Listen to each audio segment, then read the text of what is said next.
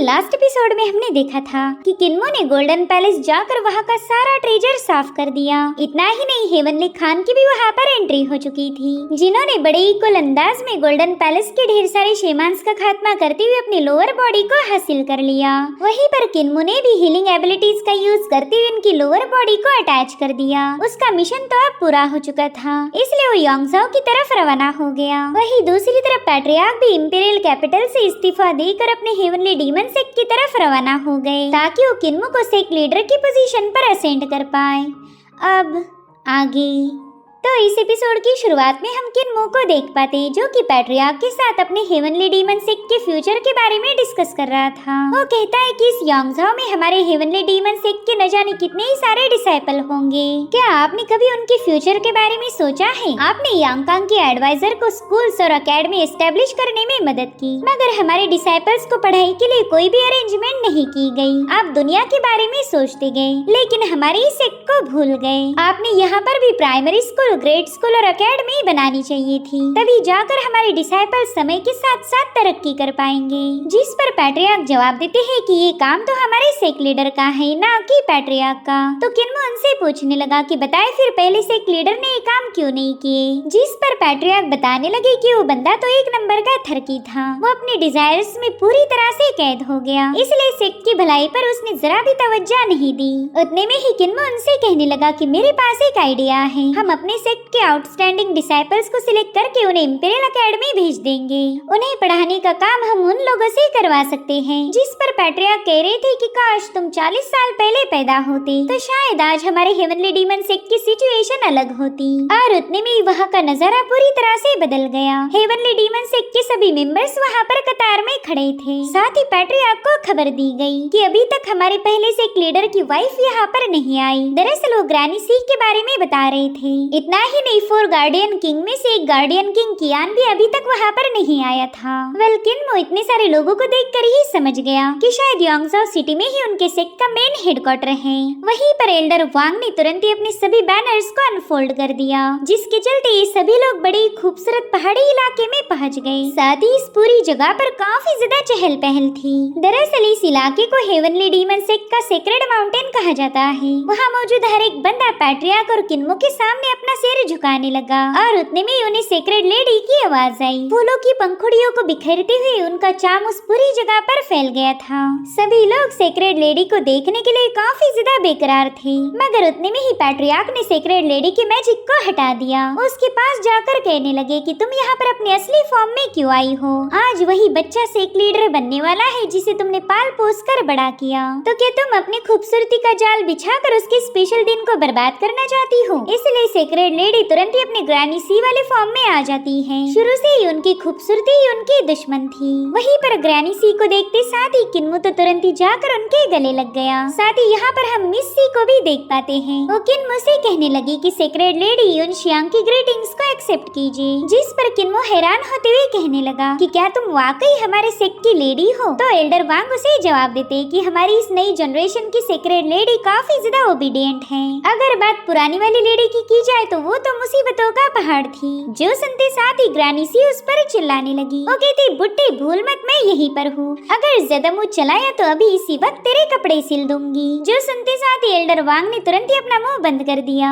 अब यहाँ पर ग्रैनी सी किन्मो को बताने लगी कि युनशियांग ने कई साल हमारे पैट्रियार्क के अंडर पढ़ाई की है, तो तुम भी इससे दोस्ती कर लेना। ये मेरी ही सी फैमिली की मेंबर है। वहीं पर पैट्रियार्क उनके गार्डियन किंग कियान की वजह से परेशान थे। उन्हें पता था कि कियान जानबूझकर तो इतनी स्पेशल सेरेमनी को मिस नहीं करेगा, इसलिए उन्होंने कियान के बारे में पता लगाने का हुक्म दिया। जिसके बाद हमें इंपीरियल एडवाइजर की चेम्बर दिखाई जाती है, जहाँ पर कमांडर किन योंगजाओ की खबर लेकर पहुँच चुका था। वो कहने लगा कि योंगजाओ सिटी में काफी अनयूजुअल एक्टिविटीज हो रही। हेवनली डीमन सेक्ट के सभी पावरफुल मेंबर्स वहाँ पर पहुँच चुके हैं। साथ ही वहाँ के सिटी लॉर्ड का मेंशन भी अचानक से ही गायब हो गया। Heavenly demon sect major factions में से एक है, तो अब हमें भी चौकन्ना रहना पड़ेगा। जो सुनते साथ ही एडवाइजर ने कमांडर किन से एक सवाल पूछा। वो कहते, चलो बताओ हेवनली डीमन सेक्ट के पैट्रियार्क कौन है? अगर तुम्हें इसका जवाब पता होता तो तुम बेवजह इतना पैनिक नहीं करते। हमारे एकेडमी में जिस ग्रेट चांसलर ने इतने साल काम किया वही हेवनली डीमन सेक्ट के पैट्रियार्क हैं। जो सुनते साथ ही कमांडर किन के तो होश ही उड़ गए। वो कहता है कि सीनियर वो बंदा तो हमारे यहाँ पर काफी दिनों से छुपकर काम कर रहा था, कहीं उसने हमारे खिलाफ कोई प्लानिंग तो नहीं बनाई। जिस पर एडवाइजर कह रहे थे कि तुम तो कुछ ज्यादा ही सोच रहे हो। पास में मैंने ट्रैवल करते हुए कई सारे सेक्ट से नॉलेज हासिल किया, मगर वो लोग अपने सीक्रेट शेयर नहीं कर रहे थे। साथ ही उन्होंने मिस्टिकल पावर्स और डाविस्ट आर्ट की प्रोग्रेस में भी ढेर सारी गड़बड़ी की, और इसी वजह से मैंने डिसाइड किया कि इन सभी सेक्ट के बैरियर्स को ब्रेक करके इन्हें एक किया जाए। इसी दरमियान मेरी हेवनली डीमन सेक्ट के पैट्रियार्क से मुलाकात हुई। सिर्फ वही एक ऐसे शख्स थे जिन्होंने मुझे पूरे दिल से अपना नॉलेज दिया। उन्हीं की वजह से मैं ट्रू पाथ को देख पाया। इनफैक्ट उन्होंने मेरे से कोई बात हाइड नहीं की। इतना ही नहीं, उन्होंने मुझे डाविस्ट मास्टर के पास भेजा। डाविस्ट मास्टर कभी किसी से नहीं मिलते, लेकिन पैट्रियार्क के लेटर की वजह से उन्होंने मुझे काफी अच्छे से ट्रीट किया। उन्हीं के गाइडेंस के साथ मैंने डाविस्ट सोर्ड के सभी 14 चैप्टर्स को स्टडी किया, जिसके बाद पैट्रियार्क ने मुझे ग्रेट थंडर साउंड स्कूल भी भेज दिया, जहाँ पर मुझे रोलाई की टीचिंग हासिल हुई। भले ही उन्होंने किसी और के सामने कभी अपनी असली पहचान को रिवील ना किया हो, लेकिन मेरे सामने उन्होंने अपनी असली पहचान को छुपाया नहीं। उन्होंने जानबूझकर मुझे ये बात पता लगने दी कि वो एक डिमोनिक सेक्ट के पैट्रियार्क हैं। मैंने खुद होकर उन्हें एकेडमी में इनवाइट किया ताकि वो यहाँ के ग्रैंड चांसलर की पोजीशन को होल्ड कर पाए। ये फैसला मैंने उनकी गजब की स्किल्स या फिर वो हेवनली डीमन सेक्ट के पैट्रियार्क है इस वजह से नहीं लिया था, बल्कि मैंने उन्हें यहाँ पर इसलिए बुलाया क्योंकि वो एक महान शख्सियत है। उनके जैसे ग्रेट कैरेक्टर वाले बंदे से ना ही मैं कभी मिला था और ना ही कभी मिल पाऊंगा। उनका दिल काफी ज्यादा प्योर है। बस वही बंदा हमारी इंपीरियल एकेडमी के लिए बेस्ट चॉइस था। वो मेरे मास्टर है। सिर्फ इतना ही नहीं, उन्हीं से मुझे इंस्पिरेशन मिली। मेरे दिल को खुशी भी उन्हीं से हासिल हुई। यहाँ पर कमांडर समझ गया था कि एडवाइजर पैट्रियार्क की कितनी ज्यादा रिस्पेक्ट करते हैं, तो वो उनसे पूछने लगा कि अगर आप दोनों एक ही बात को शेयर करते थे तो फिर उन्होंने अपनी पोजीशन से रिजाइन क्यों किया। जिस पर एडवाइजर ने जवाब दिया कि शायद वो अपने हेवनली डीमन सेक्ट के लिए एक नए लीडर की ताजपोशी करना चाहते थे। मैं भी उस नए बंदे से पर्सनली मिलना चाहूंगा। अगर ये नया लीडर मेरी ही विल को शेयर करता होगा तो जरूर से ग्रो करेगा, और अगर वो मेरी सोच के खिलाफ रहा तो फिर उसे इसकी सजा मिलेगी। वहीं दूसरी तरफ किन्मो के असेंशन के रिचुअल शुरू हो चुके थे। सभी लोग उसके नाम के नारे लगाते हुए उसे असेंशन के लिए बधाई देने लगे। यहाँ पर किन्मो पैट्रियार्क से पूछ रहा था कि ये तो सेक्ट लीडर की सक्सेशन की सेरेमनी कहलानी जानी चाहिए, मगर यहाँ पर तो असेंशन इस लफ्ज का जिक्र हो रहा। असेंशन ये वर्ड तो एम्परर्स के असेंड होने के वक्त यूज किया जाता, जिस पर पैट्रियार्क बताते हैं कि हमारी हेवनली डीमन सेक्ट का 6 नेशंस पर कंट्रोल था।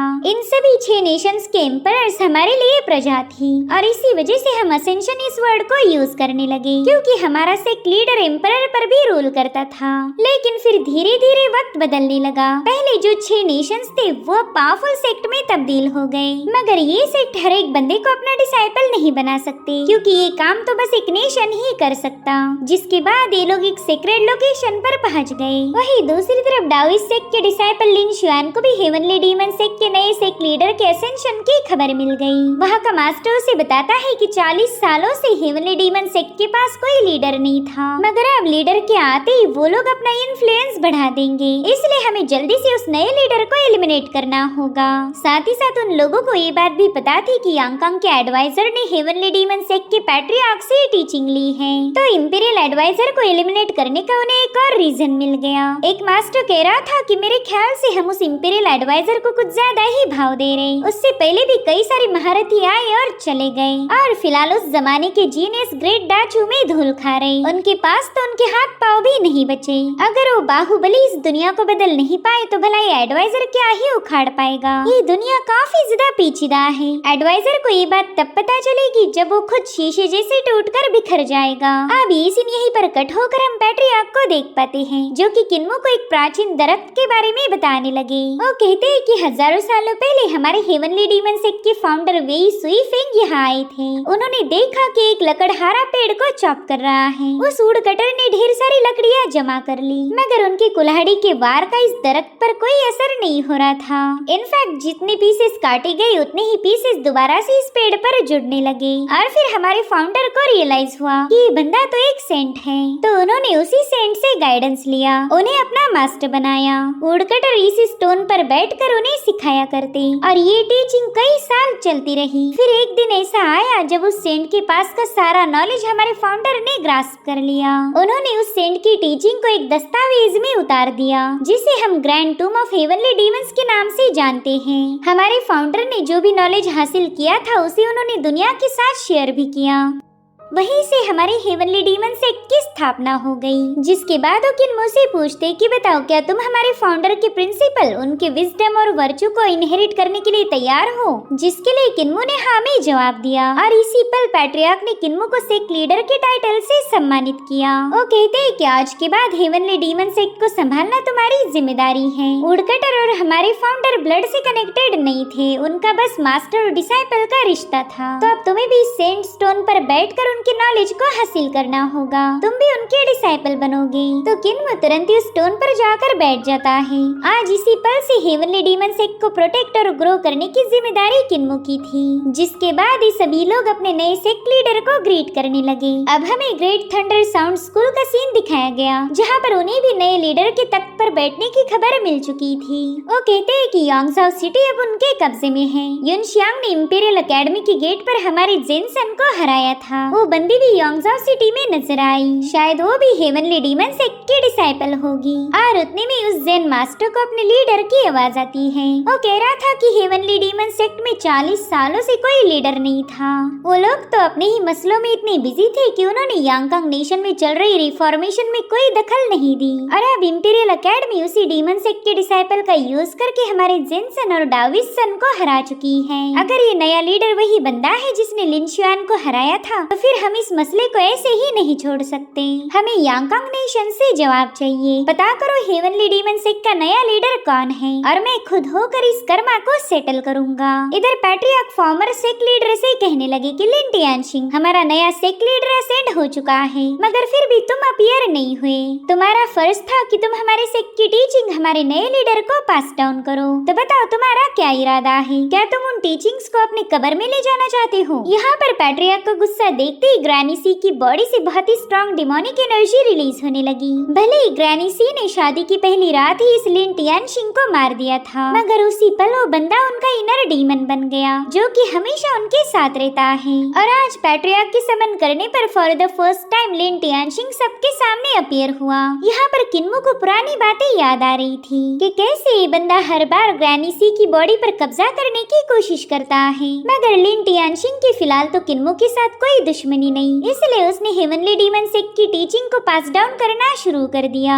इस पल में किन्मो को वुडकटर नजर आते हैं। वो उससे कहने लगे कि मुसाफिर, तुम काफी देर से मुझे ऑब्जर्व कर रहे हो, क्या तुम्हारा मेरे साथ कोई काम है? जिस पर किन्मो ने ग्रीट करते हुए कहने लगा कि सेंट प्लीज मुझे अपना गाइडेंस देकर इनलाइटन कीजिए। तो उस सेंट ने तुरंत ही किन्मो के अंदर अपना सारा नॉलेज पास करना शुरू कर दिया। उन्होंने बताया कि ह्यूमन, स्पिरिट और डीमन से सभी अपनी अपनी पाथ को फॉलो करते हैं। अगर तुम इस दुनिया के हर एक क्रिएशन को गहराई से समझ पाओ तो तुम्हारे पास इस दुनिया में मौजूद हर एक चीज के सेंस का नॉलेज आएगा। तुम फिर हर एक टेक्निक को सीख पाओगे और इसे ही grand tomb of heavenly demons की ग्रैंड यूनिफिकेशन टेक्निक कहा जाता है।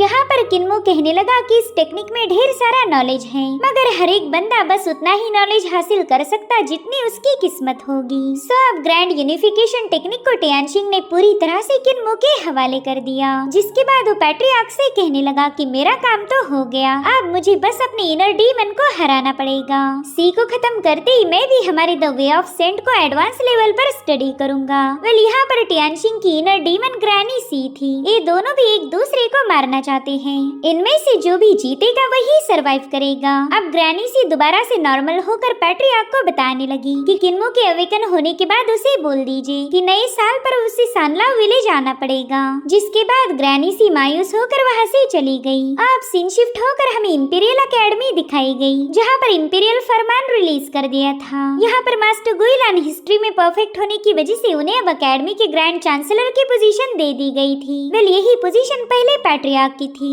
और उनके रिजाइन करने के बाद ये जगह गुइलान को मिली, जो कि किन्मो से बेइंतहा नफरत करता था। वही दूसरी तरफ कमांडर किन ये खबर इंपीरियल एडवाइजर तक पहुँचा देता है, मगर एडवाइजर इस खबर को सुनकर जरा भी खुश नहीं होते। वो कहने लगे कि गुइलान के पास टैलेंट और कैरेक्टर की कमी है। वो बंदा तो एकेडमी की जिम्मेदारियां संभालने के लायक बिल्कुल नहीं, मगर मैं एम्परर के फैसले के खिलाफ नहीं जा सकता। जाओ जाकर एम्परर को हेवनली डीमन सेक्ट के नए लीडर के असेंशन की खबर दो। और हाँ, पैट्रियार्क की असली पहचान के बारे में उन्हें कुछ भी बताने की कोई जरूरत नहीं। कमांडर किन तो ये बात एम्परर को बताने के लिए काफी ज्यादा बेताब था, मगर एडवाइजर के हुक्म की नाफरमानी उस पर भारी पड़ जाएगी। वही दूसरी तरफ पैट्रियार्क किन मुझसे पूछ रहे थे कि बताओ सेक्ट लीडर बनने के बाद तुम पहले कौन सा काम करने वाले हो, जिस पर किन्मो जवाब देते हुए कहने लगा कि पहले हमारे सेक्ट में 360 हॉल्स थे, मगर अब मैं इसमें एक और हॉल ऐड करूंगा जिसे स्कूल हॉल के नाम से जाना जाएगा। पैट्रियार्क भी ये सुनकर दिल ही दिल में काफी ज्यादा खुश हो गए। वो किन्मो से कहते कि मैं जानता हूँ तुम्हें अच्छी चीजों को तोड़ने में काफी ज्यादा मजा आता। यांगकांग के स्कॉलर रेसिडेंस को भी तुमने पूरी तरह से डिस्ट्रॉय कर दिया। बस ये काम हमारे डीमन सेक्ट के साथ मत करना। मुझे हमारे यहाँ पर बिल्कुल भी तोड़फोड़ नहीं चाहिए। जिस पर किन्मो खुद को डिफेंड करते हुए बताने लगा कि ये तोड़फोड़ वाले काम मैं बस कभी कभार कर लेता हूँ। जिस पर पैट्रियार्क कहते हैं किन्मो ये पट्टी तुम किसी और को पढ़ाना, मैं तुम्हारी बातों में नहीं आने वाला। तुमने इंपीरियल एकेडमी में आते ही सिर्फ 8 दिनों के अंदर वहाँ पर काफी सारी तबाही मचा दी। इतना ही नहीं, जेड वॉल को भी बुरी तरह से डैमेज कर दिया। मगर यहाँ की हर एक चीज हिस्टोरिक है। हर हॉल, हर चेम्बर किसी एंशिएंट रेलिक से कम नहीं होगी। उन सब पर मेरी मार्शल आर्ट्स इम्प्रिंट की गई ताकि हमारा हर एक डिसाइपल उन आर्ट को सीख पाए। खैर, तुम्हें अगर तोड़फोड़ करनी भी है तो जरा संभाल कर करना। यहाँ पर किन्मो काफी ज्यादा मायूस था क्योंकि आज पैट्रियार्क यहाँ से जाने वाले थे। वो कहते किन्मो प्लीज मुझे फॉलो मत करो, ये हमारा अलविदा है। चाहे तुम मेरे पीछे कितनी ही दूर चले क्यों ना आओ, कभी ना कभी हमें अलग होना ही पड़ेगा। जो सुनते साथ ही किन्मो गोल्डन पैलेस का ट्रेजर उन्हें देने लगा। वो बताने लगा कि मैंने इसमें ढेर सारे एलिक्सर रिफाइन करके रख दिए हैं। मैं चाहता हूँ कि आप अपने सफर में इन्हें कंज्यूम करो। और ये सब बताते वक्त किन्मो काफी ज्यादा इमोशनल हो गया। उसने तो पैट्रियार्क के लिए 9 ड्रैगन्स की मछलियाँ भी कैच की थी ताकि रास्ते में वो उनका शोरबा बनाकर एंजॉय कर सके। साथ ही उनके लिए ढेर सारा खाना, दवाइयाँ, कपड़े, यहाँ तक कि जूते भी उसने पैक कर दिए। और फिर वो तुरंत ही जाकर उनके गले लग जाता है। यहाँ पर किन्मो काफी ज्यादा रो रहा था। उसे पैट्रियार्क के जाने की वजह से काफी ज्यादा तकलीफ हो रही थी। पैट्रियार्क भी ये बात जानते हैं, मगर उन्हें पता था कि आज न कल उन्हें किन्मो से अलग होना ही पड़ेगा। इसलिए वो भी भारी दिल से किन्मो को अपना अफेक्शन शो करते हैं। और फाइनली किन्मो ने अपने दिल पर पत्थर रख के उन्हें अलविदा कह दिया। वहीं पर हेवनली डीमन सेक्ट के सभी हॉल्स ने पैट्रियार्क के लिए चीयर्स किया। वो अपने जाम को उनके नाम से रेज करते हुए कहने लगे कि आपके इतने सालों के गाइडेंस के लिए आपका तहे दिल से शुक्रिया। ये सब देखकर पैट्रियार्क भी काफी ज्यादा इमोशनल हो गए। जिस सेक्ट को प्रोटेक्ट करने के लिए उन्होंने अपनी जिंदगी कुर्बान की, आज वो अपने सेक्ट और अपने लोगों से हमेशा के लिए दूर जा रही थी। और ये सीन वाकई काफी ज्यादा इमोशनल था।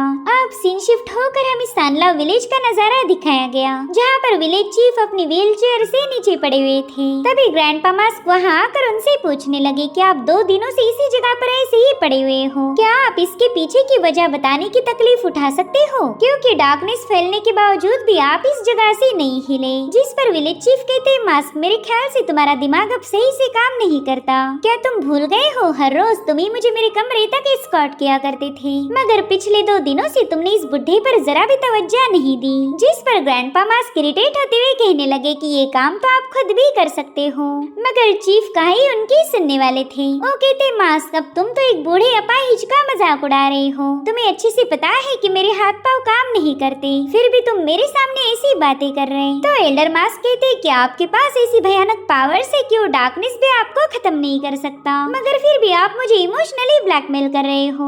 पता नहीं आप ये विक्टिम कार्ड खेलना कब बंद करोगे। वेल, यहाँ पर चीफ जानबूझकर एल्डर मास्क के मजे ले रहे थे। चीफ कहने लगे कि मेरी बॉडी में इतना ज्यादा आलस भर गया कि मैं खुद को उठाना भी नहीं चाहता। इसलिए फाइनली एल्डर मास्क ने उन्हें उठाकर चेयर पर बिठा दिया। और उसी दिन सानलाव विलेज में एक स्पेशल मेहमान आए जो कि थे हमारे पैट्रियार्क। अब ये सीन यहीं पर कट होकर हमें हेवनली डीमन सेक्ट दिखाया गया। यहाँ पर किन्मो ने वुडकटर सेंट से सारा नॉलेज हासिल तो किया, मगर उस ग्रैंड यूनिफिकेशन टेक्निक को कॉम्प्रिहेंड करना अभी भी बाकी था। तो किन्मो ने इस टेक्निक में मौजूद सारी मिस्टिकल पावर्स और डाविस्ट आर्ट को यूनाइट करना शुरू कर दिया।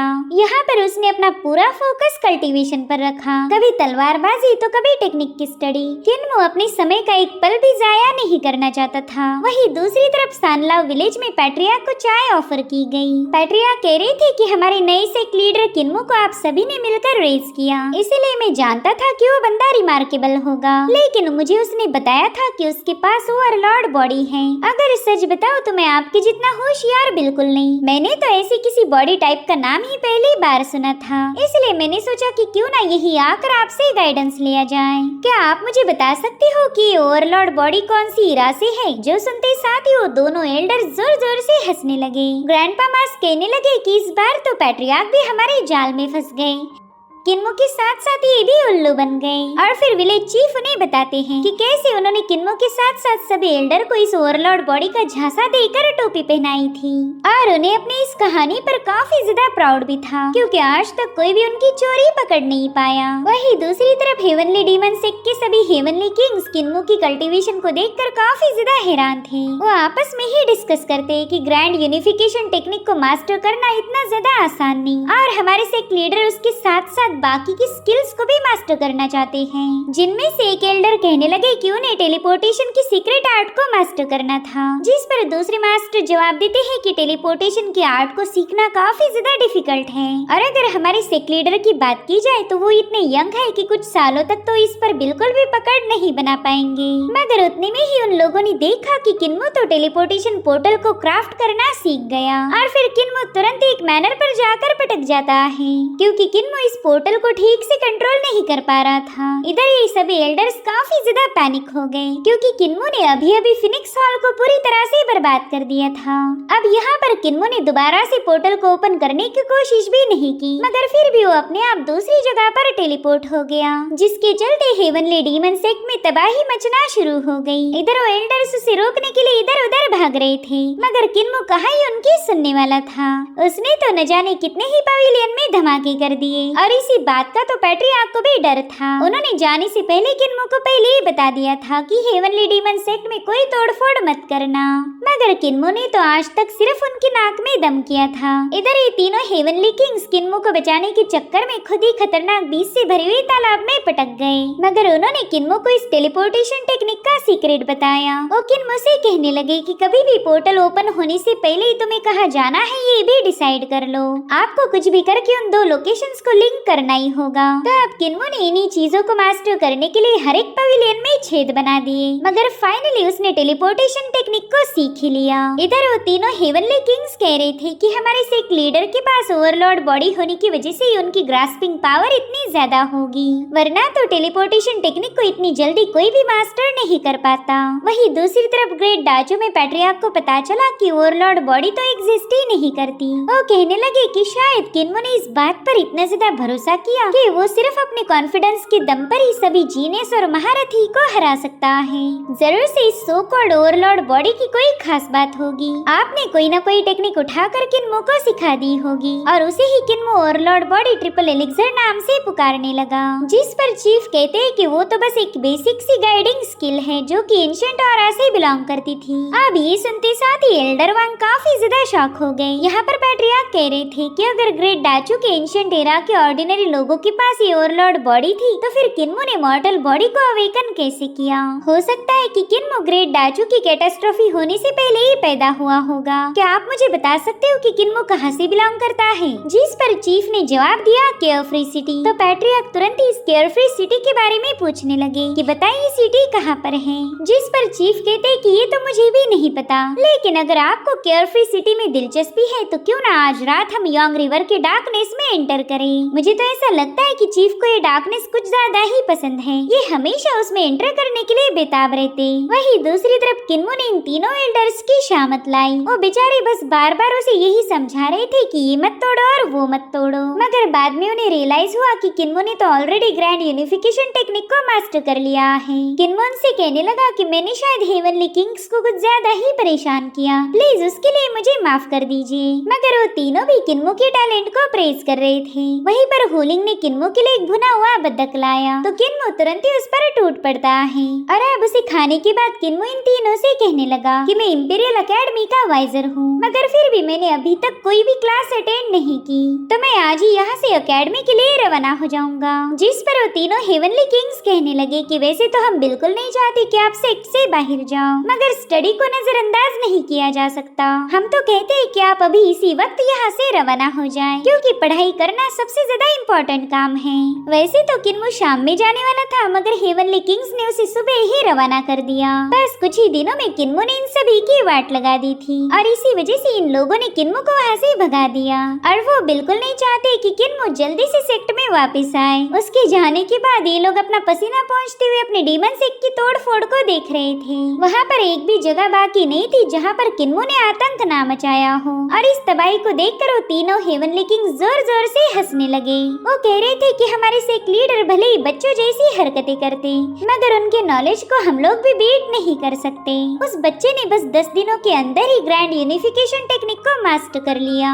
भले ही ये बंदा टैलेंटेड है, लेकिन यांगकांग के एडवाइजर के सामने कुछ भी नहीं। एडवाइजर को 5 सेंचुरीज जीनियस ऐसे ही नहीं कहा जाता। खैर, भले ये लोग जानते थे कि तबाही का दूसरा नाम है किन्मो, मगर उसके वहाँ से जाते ही उन्हें खालीपन महसूस होने लगा। वो चाहते थे कि किन्मो जल्दी से वापस आकर अपने यूनिक टैलेंट का यूज करके हेवनली डीमन सेक्ट को नई बुलंदियों पर ले जाए। उतने में ही इन तीनों को धमाकों की आवाजें आने लगी। दरअसल इनके पड़ोस की सिटी में एक रेबेलियन शुरू हो चुकी थी और किन्मो भी फिलहाल उसी इलाके की तरफ निकल चुका था, जिससे तो ये तीनों किंग्स काफी ज्यादा परेशान हो गए। वो नहीं चाहते थे कि किन्मो इस रेबेलियन में घायल हो जाए। वहीं दूसरी तरफ किन्मो कुछ पोर्टल्स ओपन करते हुए काफी तेजी के साथ आगे बढ़ रहा था। साथ ही वो अपने हेवनली आईज ओपन करके वहाँ का इलाका भी चेक करने लगा और उसने देखा कि इंसेक्ट की आर्मी ने कई सारे फ्लाइंग कैरेज पर अटैक किए। उतने में ही किन्मो के सामने एक कैरेज आ चुकी थी, तो किन्मो तुरंत ही उस पर सवार हो गया, मगर वहाँ जाते साथ ही कई सारे ब्लेड से उस पर अटैक हो गए। हालांकि उसने 10,000 साउंड टेक्निक का यूज करते हुए उस अटैक को उतनी ही तेजी के साथ डिस्ट्रॉय कर दिया। अब देखते देखते उस जहाज पर मौजूद सभी लोगों ने उसे घेर लिया था। तो किन्मो ने बताता है कि मैं तो बस कैपिटल जाना चाहता था, इसलिए मैंने इस बोट पर छलांग लगा दी। तो उन लोगों का लीडर उससे कहने लगा कि चलो जल्दी से 1000 टेल्स मुझे दे दो और मैं तुम्हें कैपिटल में ले जाऊंगा। जरा देखो, ऑलरेडी यहाँ पर जंग हो रही, तो ऐसे वक्त में मैं तुम्हें कैपिटल तक लिफ्ट दे रहा हूँ। तुमने तो मेरा शुक्रिया भी अदा करना चाहिए। इतना कहते साथ ही वो तुरंत ही राजा जैसे अपने सिंहासन पर बैठ गया। इधर हुलिंग किन्मो को बता रही थी कि ये लोग तो मुझे शक्ल से ही लुटेरे लग रहे और इन्होंने हमें काफी अच्छे से चुना लगाया। अब किन्मो ने उन्हें जैसे 1000 टेल्स दी, उन लोगों का रवैया तो तुरंत ही बदल गया। उन्होंने तो किन्मो को अपने लीडर के सिंहासन पर ही बिठा दिया था। साथ ही साथ उसकी काफी अच्छे से सेवा भी की जाने लगी। कोई उसे फैन से हवा खिला रहा था, तो कोई उसके सामने चाय पेश करता है। इतनी जल्दी इन लोगों के जज्बात बदल जाएंगे, ये तो किन्मो और हुलिंग ने बिल्कुल भी इमेजिन नहीं किया था। अब सीन शिफ्ट होकर हम जियाओ नान को देख पाते हैं। वो अपने सीनियर को बता रहा था कि मेरे फादर ने यांगकांग एडवाइजर के रेसिडेंस को विजिट किया था और वहीं से उन्हें पता चला कि कई सारे फोर्ट्स ने यांगकांग के खिलाफ बगावत कर दी। एम्परर यानफेंग तो इस रेबेलियन की वजह से काफी ज्यादा भड़क गया। उसने सांशी फोर्ट के मास्टर ची को कोल्ड पैलेस में कैद कर दिया। जो सुनते साथ ही वो मास्क वाला बंदा कहने लगा कि हमारी सभी ट्रूप्स को सदर्न बॉर्डर पर इकट्ठा होने के लिए बता दो, अब जल्दी जंग का आगाज होगा। वहीं दूसरी तरफ किन्मो सोच रहा था कि काफी दिनों से बगावत की जा रही, मगर यांगकांग के एडवाइजर ने अभी तक कोई एक्शन नहीं ली। और उतने में सांशी फोर्ट की लेडी ने अपनी इंसेक्ट आर्मी का यूज करते हुए उनकी फ्लाइंग कैरेज पर अटैक कर दिया। तो ये लोग तुरंत ही कैरेज का स्पीड बढ़ा देते हैं, मगर इंसेक्ट आर्मी ने इनकी कैरेज पर हमला करते हुए कई सारे कल्टिवेटर्स को निपटा दिया। तो अब किन्मो भी अपनी फायर पावर का यूज करते हुए उन इंसेक्ट पर अटैक करना शुरू कर चुका। इधर फोर्ट की लेडी को तो ये सब देखकर काफी ज्यादा मजा आ रहा था, लेकिन उसी वक्त किन्मो ने वहाँ पर एक बहुत ही भयानक फायर बॉल क्रिएट किया, जो कि एक सूरज जैसे चमकते हुए उन कीड़ों पर फायर लैंसेस बरसा रहा था। न जाने कई सारे कीड़े इसमें मारे गए। वहीं पर उस कैरेज का ओनर भी किन्मो की सोट टेक्निक को देखकर काफी ज्यादा इम्प्रेस हो गया और अब वो भी अपने मुंह से वाइन पोर करते हुए किन्मो का साथ देने लगा। यहाँ पर उसने एक फायर फिनिक्स को समन किया था, जिसने उस पूरी जगह पर आग लगा दी। वो बंदा किन्मो से कहने लगा कि मेरा नाम है फान युनशाओ और जहाँ तक मैं जानता हूँ तुमने युआन फैमिली की सोट टेक्निक का यूज किया था, क्या तुम युआन फैमिली से हो? तो किन्मो ने भी उसे अपना नाम बता दिया। वो कह रहा था कि मैं इंपीरियल एकेडमी का डिसाइपल हूँ। वही दूसरी तरफ सांशी फोर्ट की लेडी अपने कीड़ों को मरता हुआ देखकर काफी ज्यादा भड़क गई। युनशाओ उससे कह रहा था कि सांशी फोर्ट तो बस 3 चीजों के लिए फेमस है, उनके इंसेक्ट, मेडिसिन और खूबसूरती। और मानना पड़ेगा कि उनकी इंपीरियल कॉन्क्यूबाइन तो गजब की दिखती। जिस पर वो बंदी कहती कि फान युनशाओ तुम तो एक लुटेरे थे ना, फिर तुमने ये नया धंधा कब से खोल लिया? जिस पर युनशाओ कहने लगा कि मैं अपनी इस क्लाउड चेसर शिप का यूज करके लोगों को लूटता था, मगर अब मैंने शांति की राह चुन ली, क्योंकि ऐसी डिफिकल्ट सिचुएशन में मैं अपनी जहाज से ढेर सारा पैसा कमा सकता हूँ। तो प्लीज क्या तुम मेरी शिप को यहाँ से गुजरने दोगी? देखो तो थोड़ी देर पहला भी मैंने तुम्हारी खूबसूरती की तारीफें की थी, मगर उस बंदी ने तो अपने इंसेक्ट की मदद से उनकी कैरेज को चारों ओर से घेर लिया।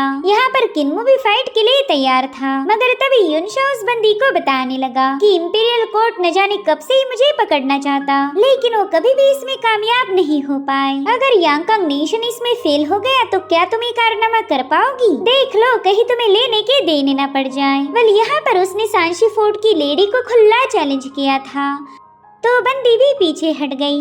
वो तो अब सीधे सदन बॉर्डर की तरफ निकल चुकी थी, मगर उसने अपने कुछ इंसेक्ट दोबारा से फ्लाइंग कैरेज के पीछे लगवा दिए। इधर हुलिंग किन्मो को बताती कि सीनियर देखो मेरा अंदाजा बिल्कुल सही था, ये लोग तो वाकई लुटेरे निकले। तभी युनशाओ से बताने लगा कि मेरी जान अब मैं पहले जैसा नहीं रहा, मैंने पन्ना पलट दिया है, यहाँ से मेरी जिंदगी का नया चैप्टर ऑलरेडी शुरू हो चुका और मैं तुम सभी को सेफली कैपिटल पहुँचाने वाला हूँ। मेरे जहाज पर तुम्हारा काफी ज्यादा नुकसान हुआ, कई लोग मारे गए, तो मैं तुमसे पैसे भी नहीं ले सकता। इससे ये बात साबित होती कि युनशाओ एक नेक दिल लुटेरा था। और उतनी में उनके अल्केमी फर्नेस में एक जोरदार एक्सप्लोजन हुआ। दरअसल उस बंदी ने रिलीज किए हुए इंसेक्ट की वजह से ये धमाका हुआ था, जो देखकर तो युनशाओ काफी ज्यादा भड़क गया। देखते देखते उनकी जहाज पर आग लग गई। ये फर्नेस ही इनके जहाज को स्पीड दे सकती थी, मगर अब उसके डिस्ट्रॉय होने की वजह से कैरेज सीधे जमीन की तरफ गिरने लगी। साथ ही ढेर सारे इंसेक्ट भी वापिस आ चुके थे। तो युनशाओ अपने फिनिक्स को समन करके उन्हें जलाने लगा। वो किन्मो से कह रहा था कि अगर तुम फर्नेस को रिपेयर करो तो तब तक मैं इन बग्स को रोक के रखूंगा। तो किन्मो भी काफी तेजी के साथ फर्नेस के डैमेज हुए पीस को रिपेयर करने लगा, जिसके चलते थोड़ी देर में वो ठीक हो गई। और फिर ये लोग अपनी स्पीड को बढ़ाते हुए इन कीड़ों को चकमा दे देते हैं। युनशाओ किन्मो से कह रहा था मेरे भाई तुम्हारी स्किल की तो जितनी तारीफ की जाए वो कम है, तुमने मेरी जहाज की स्पीड को 100 गुना ज्यादा बढ़ा दिया है। क्या तुम मुझे स्किल सिखा पाओगी? क्योंकि आगे चलकर इससे मेरा बहुत ज्यादा फायदा हो सकता। जब मैं किसी को लूटूंगा तब काफी तेजी के साथ भाग सकता हूँ। जिस पर किन्मो कहने लगा कि मुझे अच्छे से याद है कि थोड़ी देर पहले ही तुमने जिंदगी का पन्ना पलटने की बात की थी। जो सुनते साथ ही युनशाओ जोर जोर से हंसने लगा। और अब पूरी रात भर ट्रैवल करने के बाद ही कैरेज कैपिटल में पहुँच जाती है, जहाँ पर यांगकांग के सिपाहियों ने फान युनशाओ पर तुरंत ही निशाना लगा दिया। मगर युनशाओ ने बताने लगा कि भाई लोग अपन ने चोरी का काम छोड़ दिया है, बोले तो जिंदगी का नया पन्ना पलटा, तो मुझे अरेस्ट करने की कोई जरूरत नहीं। अब वो किन्मो से कहने लगा कि भाई तू बहुत ज्यादा टैलेंटेड है, तो क्यों ना तू भी मेरा ग्रुप ज्वाइन कर ले। जिस पर किन्मो कहने लगा फान युनशाओ तुम डाओ सेक के एक भागे हुए कल्टीवेटर हो, और अगर मेरी बात की जाए तो इंपीरियल अकेडमी में मेरी काफी ज्यादा रिस्पेक्ट की जाती, इसलिए मैं तुम्हें ज्वाइन नहीं करने वाला। जो सुनते साथ ही हुलिंग की हंसी छूट गई। खैर किन्मो उस बंदे के साथ मजाक कर रहा था, और फिर वो एकदम सीरियस होकर उससे कहने लगा कि मैंने सुना था डाविस सेक के पास एक मैक्रो अरिथमेटिक का बुक था, जिसे टाइशुआन अरिथमेटिक मैनुअल के नाम से जाना जाता। तो क्या तुम उस बुक के बारे में मुझे इन्फॉर्मेशन दे सकते हो? जिस पर युनशाओ से धीरे से बताने लगा कि जब मैं डाओ सेक छोड़कर भागा था उस वक्त मैंने उनका एक मैनुअल भी चुरा लिया। अगर तुम चाहो तो इस मैनुअल को रख सकते हो, इसे पढ़ने के बाद तुम्हारा माइंड और भी ज्यादा शार्प हो जाएगा। ऐसा कहा जाता है कि उसके चैप्टर नंबर 14 में मौजूद डाविस स्टार्ट को मास्टर किया तो तुम एक गॉड भी बन सकते हो। और अब उस मैनुअल को किन्मो के हवाले कर देता है, जिसके बाद युनशाओ वहाँ से निकल पड़ा। वो अपने साथियों को बता रहा था कि जैसे ही हमारे कॉन्टिनेंट का माहौल शांत हो जाए हम दोबारा से लूट और चोरी चकारी का काम शुरू कर देंगे। साथियों किन्मो से भी कहने लगा कि अगर कभी अच्छे रास्ते पर चलने से दिल भर जाए तो मेरे पास आ जाना। वहीं पर किन्मो उसे अलविदा कह रहा था। यहाँ पर किन्मो ने एक नया दोस्त बना लिया था, जो कि इवल के साथ साथ एक नेक दिल इंसान है। और अब किन्मो अकेडमी की सीढ़ियों पर पहुँच गया। उसने देखा कि ड्रैगन किलिन तो मस्त खराटे मार रहा, मगर वो 20 स्टेप पहले से काफी ज्यादा पतला हो चुका था और उतने में उसकी नींद खुल गई। वो किन मुझसे पूछने लगा कि क्या तुमने कभी हैंडसम मर्द को नहीं देखा जो मुझे घूर रहे हो? जिस पर किन्मो जवाब देता है कि तुम पहले से काफी ज्यादा कमजोर दिख रहे, ऐसा लग रहा कि तुमने कई दिनों से खाना ही नहीं खाया। मेरे ख्याल से तुमने शिकार पर जाना चाहिए। जिस पर ड्रैगन किलिन आलस देते हुए बताने लगा कि लोग खुद होकर यहाँ पर खाना और वाइन लेके आते रहते, तो बोला मुझे शिकार करने की क्या जरूरत। और हाँ, एक बात और, मैं बिल्कुल परफेक्ट हूँ, मैंने कोई वेट लॉस नहीं किया। जिस पर हुलिंग उससे पूछने लगी कि बताओ तुम्हारा क्या लक्ष्य है, क्या तुम हमेशा खाना खाकर ऐसे ही पड़े रहना चाहती हो? जिस पर ड्रैगन किलिन स्टाइल मारते हुए कहने लगा कि तुम्हारी जैसी मामूली सी फॉक्स भला मेरे एम्बिशंस को क्या ही समझ पाएगी। तुम तो खुद ही वाइन के नशे में धुत रहती हो और मुझे यहाँ आकर ज्ञान पेल रही। जो सुनकर तो हुलिंग को भी गुस्सा आ गया। वो किन्मो से कहने लगी कि चलो यहाँ से मास्टर, इस बेवकूफ के सामने ज्ञान देने का कोई फायदा नहीं। अब ये लोग वहाँ से जाने लगे कि ड्रैगन किलिन ने तुरंत ही रोना शुरू कर दिया। वो कह रहा था कि मेरे मास्टर अपनी पोजीशन से इस्तीफा देकर एक बुढ़े के साथ यहाँ से भाग गए। उन्होंने मुझे अपने साथ ले जाने से मना कर दिया। अब मेरे पास ना ही कोई लक्ष्य है और ना ही कोई मास्टर। बताओ मैं करूँ तो क्या करूँ? इसलिए मैं यहाँ बैठकर बस इस जगह को गार्ड कर रहा हूँ। ऊपर से वो ग्रीन ऑक्स हर रोज यहाँ आकर मुझे बुली करता। अगर मैं लड़की होता तो कभी ना कभी मुझे तंग नहीं करने वाला था। सच बताओ तो ये जिंदगी अब बड़ी ही मुश्किल हो गई, मुझे तो जीने की इच्छा भी नहीं रही। जिस पर किन्मो कहने लगा कि तुम पैट्रियार्क की सवारी हो और मैं उनका डिसाइपल, साथ ही साथ मैं अब हेवनली डीमन सेक्ट का नया लीडर बना हूँ। जो सुनते साथ ही ड्रैगन किलिन कहने लगा कि तुम एक लीडर होने के बावजूद भी पिछली बार तुमने मुझे बेहोश किया, ऐसी हरकतें करते हुए तुम्हें शर्म नहीं आई? जिस पर किन्मो कह रहा था कि तुम भी कुछ कम नहीं हो, तुमने अपनी खुन्नस निकालने के लिए मुझे ग्रीन ऑक्स के पास भेज दिया और उस बैल ने मेरी तगड़ी धुलाई कर दी। अब अगर एक लफ्ज भी और बोलोगी तो दोबारा से नॉकआउट कर दूंगा। जो सुनते साथ ही ड्रैगन किलिन डर के मारे पीछे हट गया, जिसके बाद वो किन्मो को चुपके से फॉलो करने लगता है। मगर किन्मो को ये बात पता चल गई, इसलिए वो तुरंत ही ड्रैगन किलिन से पूछने लगा कि बताओ तुम मुझे फॉलो क्यों कर रहे हो? जिस पर ड्रैगन किलिन बताने लगा कि तुमने मुझे नॉकआउट किया था ना, तो अब तुम्हें ही मेरा ख्याल रखना पड़ेगा। मुझे खाना खिलाना और वाइन पिलाना ये तुम्हारी जिम्मेदारी है। जिस पर किन्मो कह रहा था अरे थोड़ी देर पहले ही तो तुमने बताया था कि तुम्हारे लिए कई सारे लोग खाना लेके आते, साथ ही तुम्हें बढ़िया सी वाइन भी पिलाई जाती, तो फिर मैं भला तुम्हारा ख्याल क्यों रखूंगा? जिस पर ड्रैगन किलिन बताने लगा कि वो तो मैंने तुमसे झूठ बोला था। असल बात तो ये है कि जब से पैट्रियार्क यहाँ से चले गए तभी से किसी ने मुझे खाने के लिए भी नहीं पूछा। सबको लगता है कि मैं तो सीढ़ियों पर पहरा देने वाला पत्थर हूँ और मैं भी इतना प्राउड हूँ कि किसी के सामने कभी भीख नहीं मांगता। और तो और मास्टर बाशान का बैल भी जानबूझकर मुझे तंग करने आ जाता। वो कह रहा था कि मैंने उसे प्यार में धोखा दिया है। अब तुम ही बताओ, अगर मैं मर्द हूँ तो इसमें मेरी क्या गलती है? जिस पर किन्मो कहने लगा चलो ठीक है, आज के बाद मैं ही तुम्हें खाना खिलाऊंगा, मेरे पास पैसे हैं तो उसमें मैं तुम्हारा खर्चा उठा सकता हूँ। जो सुनते साथ ही ड्रैगन किलिन तो अपनी दुम हिलाते हुए खुशी जाहिर करने लग गया। तभी किन्मो उससे पूछता है कि बताओ तुम क्या खाते हो? जिस पर ड्रैगन किलिन एकदम स्टाइल मारते हुए बताने लगा कि मैं तो बस यूलोंग लेक का ही पानी पीता हूँ और मुझे हर रोज 1 किलो क्रिम्सन फायर एलिक्सर चाहिए। जो सुनते साथ ही किन्मो के हलक से तो चाय ही बाहर आ गई। वहीं पर हुलिंग भी हैरान होकर किन्मो को बता रही थी कि ये जानवर तो बहुत ही महंगा पड़ रहा, अगर इसे 1-2 दिन ही साथ रखा तो हमारी सारी सेविंग्स खत्म हो जाएगी। जो सुनकर ही ड्रैगन किलिन को टेंशन आ गया। उसे डर लग रहा था कि कहीं किन्मो से साथ रखने से मना न कर दे, इसलिए वो कहते देखो मैं थोड़ा बहुत भूखा भी रह सकता हूँ, 1 किलो की जगह तुम मुझे आधा किलो क्रिम्सन फायर एलिक्सर भी खिला सकते हो। अच्छा चलो आधा भी रहने दो, मैं तो 1 पाव एलिक्सर से भी अपना काम चला लूंगा। और देखो अब इससे कम तो मैं भी नहीं कर सकता, वरना फिर मैं सड़क पर ही अच्छा हूँ। जिस पर किन्मो कहता है कि देखो मैं खुद भी एलिक्सर रिफाइन कर सकता हूँ, इससे हमारे पैसे भी बचेंगे और तुम्हें भी भूखा रहने की कोई जरूरत नहीं, लेकिन मैं तुम्हें फ्री में तो नहीं पाल सकता ना। जो सुनकर ड्रैगन किलिन कहने लगा कि फ्री में थोड़ी पाल रहे, तुम भूल गए क्या? तुमने मुझे बेहोश किया था, वैसे भी तुम हमारे सेक्ट लीडर हो और मैं पैट्रियार्क की सवारी, तो मेरा ख्याल रखना तुम्हारा फर्ज बनता है। जिस पर किन्मो कह रहा था कि तुम्हें हर रोज अपनी सलाइवा मुझे देनी पड़ेगी, उसके बिना तो मैं तुम्हें साथ रख ही नहीं सकता। अब ड्रैगन किलिन को सलाइवा क्या होती है ये पता नहीं था, तो हुलिंग कहने लगी बेवकूफ, मेरे मास्टर को तेरी थूक चाहिए। जो सुनते साथ ही ड्रैगन किलिन इसके लिए तुरंत ही राजी हो गया। वो कह रहा था किन्मो अब हम पार्टनर्स बन चुके हैं, तो क्यों ना तुम मेरा एक काम करो, मैं चाहता हूँ कि तुम उस ग्रीन ऑक्स को लेकर यहाँ आ जाओ, मैं ना उस बैल को कूट कूट के उसका कुत्ता बना दूंगा। जिस पर किन्मो कहने लगा कि ज्यादा उड़ो नहीं, वरना 1 किलो की बजाय आधा किलो ही एलिक्सर मिलेगा। जो सुनते साथ ही ड्रैगन किलिन को अपने बदले की आग को बुझाना पड़ गया। आप किन्मो से सबसे पहला यूलोंग लेक पर ले जाता है, जहाँ पर ड्रैगन किलिन ने ढेर सारा पानी पी लिया। उस वाटर को पीते ही वो तुरंत ही काफी ज्यादा मोटा हो चुका था। तो हुलिंग उससे कहने लगी कि आज के बाद हम तुम्हें मोटो ड्रैगन बुलाएंगे और तुम उस ग्रीन ऑक्स के सीनियर हो।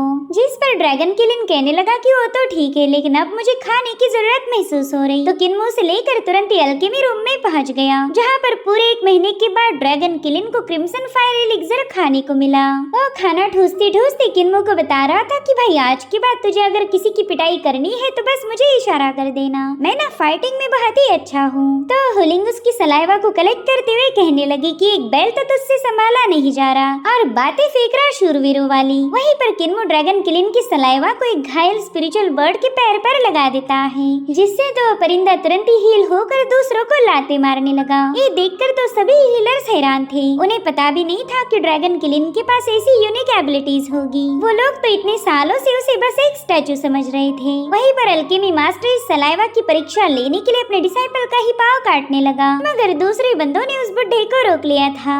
उतने में ही किन्मो कहता है कि ये सलाइवा किसी भी इंजरी को हील कर सकती, अगर तुम चाहो तो मैं एक फेयर प्राइस में इसे सेल करूंगा। और फिर क्या, थोड़ी देर में ये लोग ढेर सारा पैसा कमा कर बाहर आ गए। हुलिंग कह रही थी कि ये तो लूटमार करने से भी ज्यादा बढ़िया था। और अब ये लोग जैसे ट्रेनिंग एरिया में पहुंचे, ड्रैगन किलिन अपने पावरफुल एनर्जी रिलीज करते हुए सबको साइड में हटा देता है। वो कह रहा था चलो बे मच्छर जल्दी से साइड में हट जाओ, मेरे मास्टर पधार रहे हैं। वहीं पर किन्मो से धीरे से कहने लगा कि मेरे भाई क्या ये कुछ ज्यादा नहीं हुआ? अरे ऐसा करोगी तो ये सभी लोग मेरे दुश्मन बन जाएंगे। उतने में ही प्रिंसेस यूजी एक बंदे को पीटते हुए किन्मो के पास पहुंच गई। वो तो उसे देखकर ही काफी ज्यादा खुश थी। किन्मो उससे कहता है कि तुम तो पहले से काफी ज्यादा पावरफुल बन गई हो। मुझे खुशी है कि ग्रासलैंड से वापस आने के बाद भी तुमने प्रैक्टिस करना कम नहीं किया। तो यूजी उसे बताने लगी कि चांसलर की पोजीशन अब मास्टर गुइलान को दे दी गई है और वो बंदा काफी दिनों से तुम्हारी तलाश कर रहा था। अब इन दोनों को ज्यादा करीब आता हुआ देखकर सेकंड प्रिंस यूशु ने बीच में आकर इन दोनों को तुरंत ही अलग कर दिया। साथियों किन्मो से कहने लगा कि मास्टर गुइलान तुमसे मिलना चाहते हैं और मैं सजेस्ट करूंगा कि तुम उनकी सोड उन्हें वापस लौटा दो,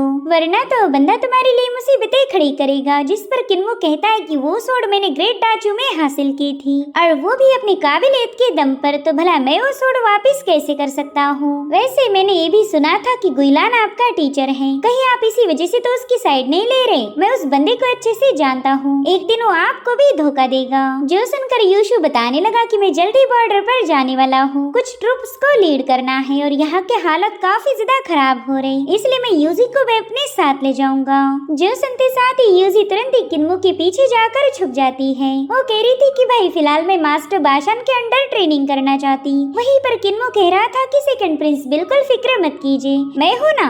जो सुनकर यूशु दिल ही दिल में कहने लगा कि हाँ भाई तू है, इसलिए तो मुझे फिक्र हो रही। आप किन्मो स्कॉलर रेसिडेंस की तरफ जा ही रहा था कि उस ब्रिज पर काफी स्ट्रॉन्ग डिमोनिक एनर्जी फैलने लगी। साथ ही साथ वहाँ पर काफी सारी जंजीरें इमर्ज होकर इनका रास्ता रोक लेती हैं। दरअसल वहाँ पर मास्टर गुइलान पहुँच गया था, तो किन्मो भी तुरंत ही उसे ग्रीट करने लगा। हालांकि गुइलान तो बड़े ही गुस्से में था। वो कहता है तूने मेरी सोड पर कब्जा किया था, साथ ही साथ मुझे काफी ज्यादा जलील भी किया, मगर तब तूने ये सोचा नहीं होगा कि एक दिन तो मेरे जाल में फंसेगा। और इतना कहते साथ ही वो अपने एक डिमोनिक फॉर्म का यूज करते हुए किन्मो पर जंजीरों से अटैक कर चुका, मगर किन्मो उसे डॉज करते हुए गुइलान के पीछे पहुंच जाता है। वो उससे कह रहा था कि मैं इंपीरियल वाइजर हूँ, मैंने इम्प्रेस मदर की जान बचाई थी, तो अगर तूने मुझसे पंगा लिया तो लेने के देने पड़ जाएंगे। और उतने में ही मून रिक्लाइनिंग ब्लेड से उस डिमोनिक फॉर्म पर हमला हो गया। दरअसल मास्टर बाशान की वहाँ पर एंट्री हो चुकी थी। वो कहते गुइलान तुम डिवाइन रॉल्म के एक्सपर्ट होकर भी एक छोटे बच्चे पर अटैक कर रहे हो, तुम्हें तो खुद पर शर्म आनी चाहिए। अगर तूने किन्मो को हाथ भी लगाया तो एम्परर से पहले मैं ही तेरे साथ तेरी पूरी फैमिली का खात्मा करूंगा।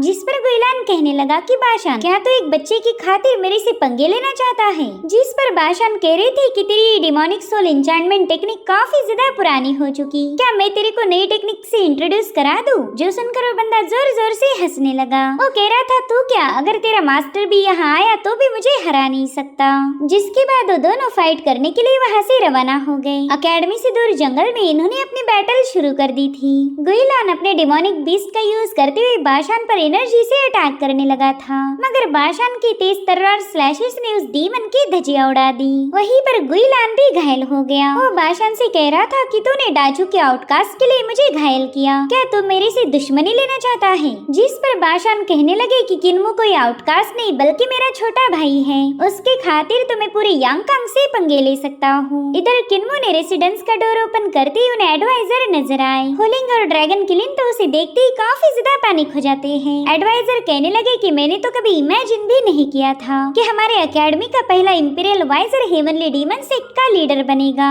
वाह क्या इत्तेफाक है। जिस पर किन्मो कह रहा था इंपीरियल एडवाइजर आप यहाँ पर फनी स्टोरी सुनाने तो नहीं आए होंगे। जिस पर एडवाइजर पूछने लगे कि क्या तुम मुझे यहाँ देखकर हैरान नहीं हो? तो किन्मो उनसे कहने लगा कि हमारे हेवनली डीमन सेक्ट में हम लोग बैकग्राउंड को चेक नहीं करते, तो हो सकता है कि आपने वहाँ पर अपनी जासूस को प्लांट किया होगा और उन्होंने आपको मेरे असेंशन के बारे में बता दिया। यहाँ पर एडवाइजर किन्मो से पूछ रहा था कि क्या तुम्हें मुझसे डर नहीं लग रहा? तुम जानते हो ना मैं तुम्हें खत्म कर सकता हूँ। जिस पर किन्मो कहने लगा कि अगर आपने मुझे खत्म करने का मन बना ही लिया है तो डरने से कोई फायदा नहीं होगा। आप मुझे खत्म ना करो तो हमारा डीमन सेक्ट कोई बगावत नहीं करेगा, लेकिन आपने मुझे मारा तो हमारा सेक्ट जरूर से राइज होगा, जो आपके लिए काफी ज्यादा नुकसानदायक साबित हो सकता है। मेरी लाइफ इतनी भी कीमती नहीं कि आप मुझे मार दो, इसलिए मुझे आपसे कोई डर नहीं लग रहा। यहाँ पर किन्मो ने उन्हें चाय के लिए इनवाइट किया था, तो एडवाइजर भी चाय पीने के लिए बैठ जाते हैं। वो कह रहे थे कि होशियार होना अच्छी बात है, मगर होशियारी का ओवर कॉन्फिडेंस हमें निस्तनाबूद कर सकता। वैसे तुमने बोला कि तुम्हारा हेवनली डीमन से कोई बगावत नहीं करेगा, तो बताओ तुम्हें ऐसा क्यों लगता कि वो लोग मेरे खिलाफ नहीं जाएंगे? जिस पर किन्मो कहने लगा कि हम सबकी सोच मिलती जुलती है, तो फिर बगावत क्यों करनी? तभी एडवाइजर कहते हैं कि मुझे पता चला कि तुम अपने सेक्ट में एक स्कूल हॉल ऐड करने वाले हो, तो बताओ ये डिसीजन तुमने क्यों लिया? तो किन्मो कहता है कि मैं हमारे पैट्रियार्क के नक्शे कदम पर चलना चाहता हूँ ताकि मैं अपने हेवनली डीमन सेक्ट की भलाई कर सकूं। जिस पर एडवाइजर कह रहे थे कि तुम्हारा सेक्ट बस नाम के लिए सेक्ट है, असल में तो उसे एक नेशन माना जाता। अगर तुम पैट्रियार्क की हर चीज को फॉलो करोगे तो तुम भी हमारे यांगकांग नेशन के एक स्टेट बन जाओगे। शांति स्थापित होने के बाद तुम कोई बगावत नहीं करोगे, लेकिन जैसे ही हमारे यहाँ पर केओस मचेगा तब हो सकता है कि तुम मेरे खिलाफ जाकर यांगकांग को अपने कब्जे में करो। तुम खुद इस यांगकांग नेशन पर रूल करोगे। तो किन्मो उन्हें करारा जवाब देते हुए कह रहा था कि यांगकांग नेशन हमारी हेवनली डीमन सेक्ट का एक रिफ्लेक्शन है, बस फर्क इतना है कि आपका नेशन थोड़ा सा बड़ा है, तो भला हम हमारे ही खिलाफ बगावत क्यों करेंगे? जो सुनकर एडवाइजर ने एक और सवाल पूछा। वो कहते बताओ फिर तुम बगावत किस चीज पर करोगे? जिस पर किन्मो कहता है कि अगर एडवाइजर ने हेवनली डीमन सेक्ट के आइडियल्स और उनकी द वे ऑफ सेंट को धोखा दिया, या फिर आपके एम्परर यानफिंग ने अपनी औकात भूलकर हमारे ग्रेट डाचू के लोगों को अपना गुलाम बनाया, तो उस दिन हमारा हेवनली डीमन सेक्ट आपके खिलाफ जरूर से बगावत करेगा। यहाँ पर किन्मो की हिम्मत की दाद देनी चाहिए। वो यांगकांग के सबसे पावरफुल बंदे को उसके मुंह पर धमका रहा था कि उसने औकात में रहना चाहिए। वहीं पर एडवाइजर उससे कहने लगा कि तुम काफी ज्यादा हिम्मत वाले हो, शायद तुम्हें मौत से बिल्कुल भी डर नहीं लग रहा। जिस पर किन्मो कहने लगा कि आप समझदार हो, अगर मैं आपसे झूठ भी बोलता तो भी आपको ये सच्चाई ऑलरेडी पता थी, इसलिए मैं आपको चाहकर भी उल्लू नहीं बना सकता था। उतने में एडवाइजर उसे बताने लगे कि तुम डाचू से बिलोंग करते हो और तुम्हारे पास हेवनली डीमन सेक्ट का कोई फाउंडेशन नहीं। अगर सच बताओ तो मैं तुम्हें अपने कंट्रोल में करना चाहता था ताकि तुम मेरे इन्फ्लुएंस का यूज करके उस सेक्ट में अपनी जगह बना पाओ। इस तरह से हेवनली डीमन सेक्ट भी मेरे अंडर कंट्रोल आ जाता, मगर अब मैंने अपना इरादा बदल दिया। तुम्हारे जैसे लोग काफी ज्यादा खतरनाक साबित हो सकते, जिनके पास अपने खुद के आदर्श होते उनका मन बदलना उतना ही ज्यादा थका देने वाला है। ऐसे लोगों को परस्यू करने से आसान है उनका खात्मा कर दो। तुम्हारे हेवनली डीमन सेक्ट का मन बदलना थका देने वाला होगा, मगर उन्हें वाइप आउट करना सबसे ज्यादा सिंपल। मगर ये तो अच्छा हुआ कि यांगकांग नेशन और हेवनली डीमन सेक्ट के आदर्श और उनकी विचारधारा में कोई अंतर नहीं, हम दोनों दुश्मन बनने से बाल बाल बच गए। जिस पर किन्मो कहता है कि आपने डाविस सेक्ट और थंडर साउंड स्कूल के बारे में क्या सोचा? वो लोग तो आपके विचारों के खिलाफ है। तो एडवाइजर जवाब देते हैं कि अगर उन्होंने समय रहते मेरे साथ समझौता नहीं किया तो मुझे उन्हें भी एलिमिनेट करना पड़ेगा। उनकी भलाई इसी में है कि वो मेरे आइडियल्स को अपना ले। किन्मो उनसे पूछने लगा कि एडवाइजर क्या आप मुझे आपके आइडियल्स के बारे में बता सकते हो? जिस पर एडवाइजर कहते हैं कि नॉलेज और एक्शंस की यूनिटी। देखो तुम मेरी बातों पर ध्यान मत दो बल्कि बस मेरे एक्शन पर दो। तो किन्मो कहने लगा कि यांगकांग के हालात हालात काफी ज्यादा खराब हैं। ऐसी सिचुएशन में हमारा हेवनली डीमन सेक्ट आपको सपोर्ट करेगा, लेकिन हो सकता है कि ये बगावत खत्म होने के बाद आप हम पर ही उल्टा अटैक कर दो। लोग अक्सर उस पुल को जला देते हैं जिसे क्रॉस करके वो आगे बढ़े थे, जिस पर एडवाइजर कहते ना ऐसा तो नहीं होगा, मैं तुम्हारे सेक्ट को धोखा नहीं दूंगा। तुम्हारे सेक्ट का सही सलामत रहना काफी ज्यादा जरूरी है, क्योंकि तुम लोग ही मुझ पर नजर रख सकते। अगर डीमन सेक्ट रहेगा तो मैं भी गलतियाँ नहीं करूँगा, क्योंकि मुझे पता होगा कि डीमन सेक्ट मेरे सिर पर टंगी हुई तलवार जैसा है। पावरफुल बनने के बाद अगर मैं गलतियाँ करूँ तो कोई तो ऐसा होना चाहिए जिसके पास मुझे खत्म करने की काबिलियत हो। किन्मो, जिस दिन मैं रास्ते से भटक जाऊँ उस दिन मैं चाहता हूँ कि तुम खुद आकर मुझे खत्म कर दो। इधर कमांडर किन काफी ज्यादा हैरान था जब उसे पता चला कि किन्मो ही हेवनली डीमन सेक्ट का नया लीडर बना। अब एडवाइजर वहाँ से जाते हुए कमांडर किन को बता रहे थे कि ये बंदा काफी ज्यादा स्ट्रांग और बोल्ड है, बस दिक्कत इतनी है कि ये बंदा बिल्कुल मेरी एग्जैक्ट कॉपी है, इसलिए मुझे थोड़ा सा अनकंफर्टेबल फील हो रहा। मुझे शीशे में अपने रिफ्लेक्शन को देखना अच्छा नहीं लगता, क्योंकि मेरा रिफ्लेक्शन मुझसे परफेक्टली मैच नहीं होता। जिस पर किन कह रहा था कि फिर तो आपने इस किन्मो को खत्म कर देना चाहिए। तो एडवाइजर कहते हैं कि रिफ्लेक्शन को देखकर मैं खुद को स्टडी रख सकता हूँ। किन्मो मेरे सिर पर टंगी हुई तलवार है, जो मुझे हमेशा याद दिलाएगा कि मैं कोई गलती अफोर्ड नहीं कर सकता। इधर किन्मो एडवाइजर से काफी ज्यादा इम्प्रेस हुआ। वो कहता है कि मैं भी उनके सिर पर टंगी हुई तलवार बनना चाहता हूँ, और इसके लिए मुझे पावरफुल बनना पड़ेगा। वैसे हेवनली किंग्स ने मुझे बताया था कि हमारे डीमन सेक्ट के पास एक सुप्रीम बॉडी कल्टीवेशन टेक्निक है, जिसे 9 रेवोल्यूशन 3 प्रूफ प्रोफाउंड आर्ट भी कहा जाता। अगर मैं उसे अपनी ओवरलॉर्ड ट्रिपल एलिक्सर बॉडी के साथ मिला दूं तो मैं अपने लेफ्ट शोल्डर की वीकनेस को फिक्स कर पाऊंगा। तो किन्मो ने तुरंत ही उन टेक्निक्स को मर्ज करते हुए तेजी के साथ भागना शुरू कर दिया। यहाँ पर वो अपनी वाइटल एनर्जी को पीक पर पहुँचाना चाहता था, और इसी दरमियान किन्मो ने अपने वीकनेस को रिकवर कर लिया।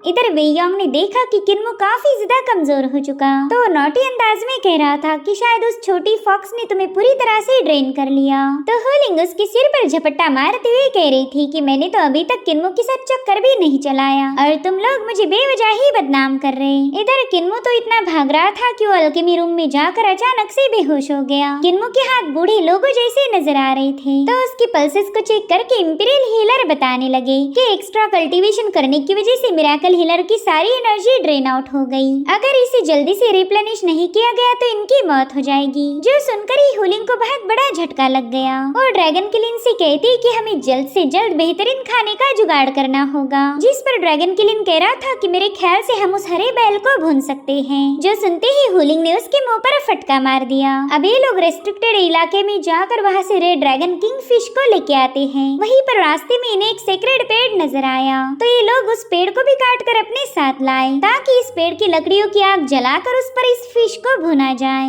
इधर वेयोंग कहता है कि ये पेड़ तो एम्परर ने खुद अपने हाथों से प्लांट किया था, ताकि इस पेड़ को देखकर हर एक डिसाइपल लर्निंग के लिए मोटिवेटेड रहे।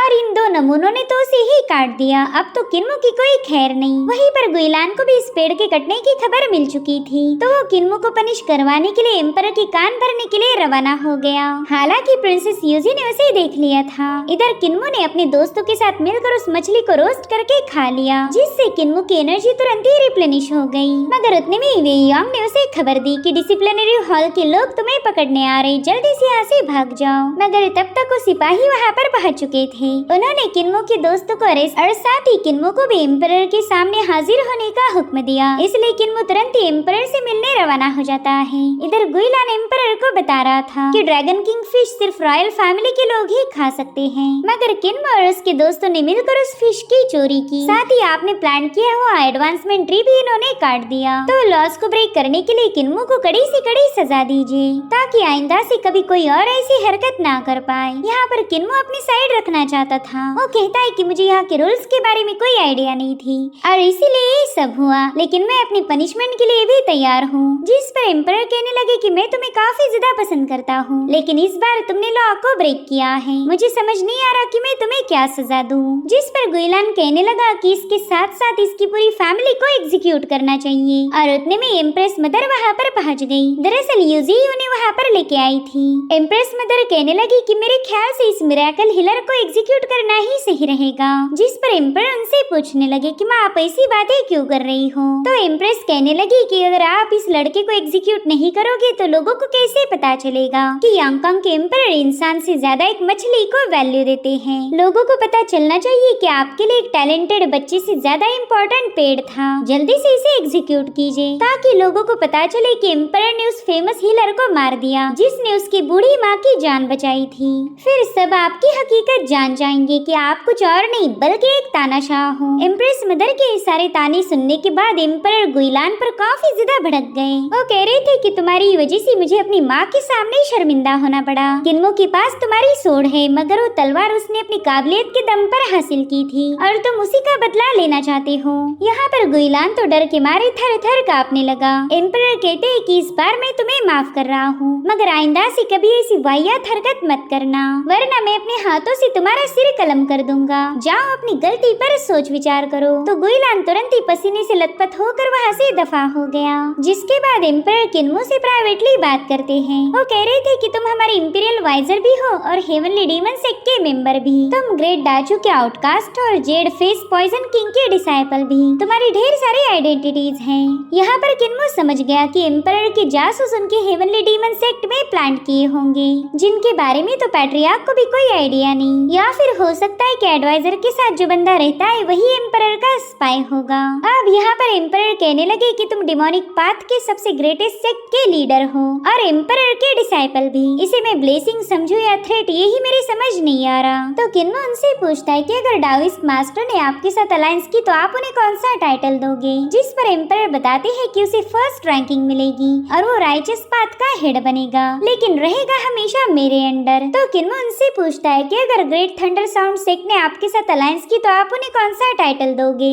जिस पर एम्परर कहने लगे कि उन्हें भी फर्स्ट रैंकिंग और जेन सेक्ट का हेड बनाया जाएगा और वो हमारे पैट्रियार्क भी बन जाएंगे। जिस पर किन्मो कह रहा था कि यहाँ पर 3 मेजर फैक्शंस हैं जिसमें से 2 ने तो आपके खिलाफ बगावत कर दी और तीसरा सेक्ट यानी कि मेरा हेवनली डीमन सेक्ट खुद आपके पास आया मगर फिर भी आपने उनके लीडर को 6ठी रैंकिंग दी और ऊपर से ये भी पूछ रहे हो कि मैं आपके लिए ब्लेसिंग हूँ या फिर थ्रेट। क्या आपको नहीं लगता कि आपकी ऐसी बातों से आपकी वफादार आवाम का दिल टूट जाएगा। आप मेरे सेक्ट पर शक कर रहे हो जबकि सिर्फ हमने ही आपके खिलाफ कोई बगावत नहीं की। तो एम्परर कहने लगे मैं तुम्हारी बात को समझ रहा हूँ मगर मैं तुम्हें इतनी जल्दी प्रमोट नहीं कर सकता। तुम बहुत ज्यादा यंग हो। अगर तुम्हें फर्स्ट रैंकिंग दी तो मुझ पर ढेर सारे ताने कसे जाएंगे। तो मैं चाहता हूँ कि तुम सबके सामने अपनी काबिलियत साबित करो। फिलहाल सदन बॉर्डर पर ढेर सारी फोर्सेस जमा हो रही। वो लोग हमारे खिलाफ बगावत पर उतर आए तो मैं हमारे ढेर सारे डिसाइपल्स को वहाँ पर भेजने वाला हूँ ताकि वहाँ पर फाइट करके उन्हें ट्रेनिंग का मौका मिल जाए। इंपीरियल पैलेस के सुपरवाइजर्स हमारे स्कॉलर्स को वहाँ पर लीड करने वाले हैं तो मैं चाहता हूँ कि तुम भी हमारे एक ट्रूप को लीड करो।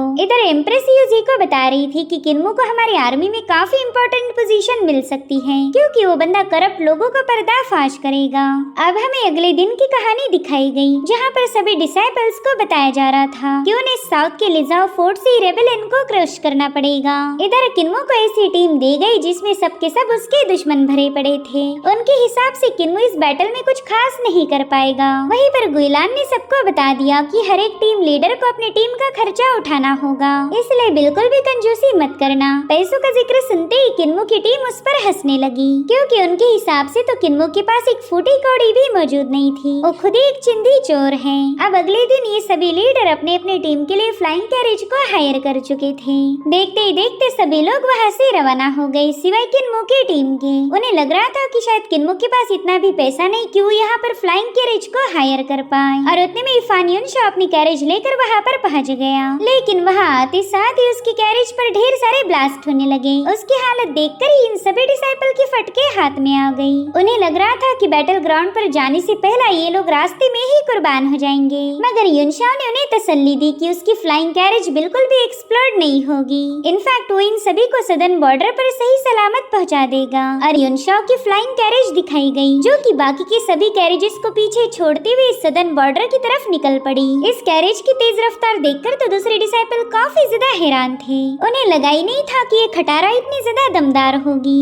इनफैक्ट कियो भी युनशा की इस जहाज की तारीफें करने लगा तो हुलिंग उसे बताने लगी कि इस कैरेज पर जो फर्नेस है उसे मेरे मास्टर किन्मो ने अपने हाथ से रिपेयर किया था और तभी से इसकी स्पीड इतनी ज्यादा हो गई कि कोई भी इसे बीट नहीं कर सकता। मगर उतने में तेज रफ्तार की वजह से उस कैरेज पर तोड़फोड़ होना शुरू हो गई। हालांकि फान युनशा को इस सब की आदत थी। जैसे ही तोड़फोड़ हुई उसने तुरंत ही उसे रिपेयर करना शुरू कर दिया किया। इस सफर में इन सभी लोगों को काफी ज्यादा मजा आ रहा था और सबसे ज्यादा एंजॉय किया ड्रैगन किलिन और हुलिंग ने। वहीं पर किन्मो ने देखा कि युनशाओ की बॉडी पर बना हुआ टैटू तो नकली है। वो कह रहा था मेरे दोस्त हम लुटेरों को कूल बनने के लिए ऐसे कारनामे करने पड़ते। कोई नहीं, मैं थोड़ी देर बाद दोबारा से इसे पेंट कर लूंगा। और अब 2 दिन लगातार ट्रैवल करने के बाद ये लोग फाइनली लिजाओ प्रीफेक्चर के पास पहुंच चुके थे, जो कि यांगकांग नेशन का सदर्न बॉर्डर पर मौजूद सबसे इम्पोर्टेंट फोर्ट है। वहाँ पहुँचते साथ ही युनशाओ अपनी हेवनली आइज को ओपन करता है। उसे यहाँ के हालातों का अंदाजा लेना था। वो वहाँ से कई मीलों दूर तक देख सकता था। माउंटेन्स तक तो सब कुछ ठीक था, लेकिन उसके बाद उसे एक जलता हुआ शहर नजर आया।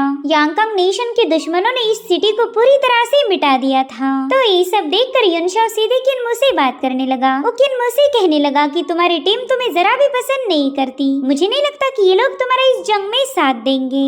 अगर कुछ भी गड़बड़ी हो गई तो सीधे यहाँ से भाग जाना। ऐसी बहादुरी किसी काम की नहीं होती जो तुम्हें मौत के दरवाजे तक पहुँचाए। यहाँ पर किन्मो समझ गया था कि युनशाओ उसकी काफी ज्यादा फिक्र करता है, मगर साथ ही साथ किन्मो को अपनी टीम पर भी भरोसा था। वो जानता है कि उसकी टीम उसे कुछ खास पसंद नहीं करती, लेकिन वो सबके सब बहादुर कल्टीवेटर्स थे। वहीं पर युनशाओ कह रहा था कि मैं कुछ ही दिनों में लोहे की तलाश करने वाला हूँ। अगर मुझे प्योर आयरन मिल गया तो मैं चाहता हूँ कि तुम मेरे लिए उसकी एक आयरन शील्ड शिप बनाओ। मगर किन्मो तो जवाब के तौर पर उसे गुड बाय बोल रहा था। वो भी जानता है कि युनशाओ को इतना सारा लोहा नहीं मिलने वाला। अब युनशाओ के वहाँ से जाने के बाद किन्मो अपनी टीम को लेकर आर्मी बेस पर पहुँच गया। उसने वहाँ जाते साथ ही सिपाहियों को अपना ट्रैवलिंग टोकन शो किया, जो कि उसे युआनचू ने दिया था। वेल, युआनचू इस लिजाओ प्रीफेक्चर के गवर्नर हैं। इस प्रीफेक्चर को होल्ड करना उसी की जिम्मेदारी थी। यहाँ पर किन्मो उन सिपाहियों को बताने लगा कि मैं सीनियर युआनचू से मिलना चाहता हूँ। अगर तुम चाहो तो उनसे परमिशन ले सकते हो, वो मुझे काफी अच्छे से पहचानती है। यहाँ पर युनशियांग थोड़ी सी हैरान थी। उसे समझ नहीं आ रहा था कि किन्मो की इस युआनचू के साथ दोस्ती कैसे हो गई। और अब थोड़ी देर में युआनचू किन्मो से मिलने के लिए पहुँच गई। वो कह रही थी किन्मो, मेरा भाई तुम्हारी काफी ज्यादा तारीफें कर रहा था। वो बता रहा था कि तुमने इंपीरियल कैपिटल जाने के बाद बहुत ज्यादा तरक्की कर ली। इनफैक्ट तुम तो अकेडमी के इंपीरियल वाइजर भी बन चुके हो। अगर सच बताओ तो मुझे तुम पर काफी ज्यादा प्राउड फील हो रहा। साथ ही वो किन्मो की टीम से कहने लगी कि तुम लोग लकी हो जो तुम्हें किन्मो के अंडर काम करने का मौका मिला।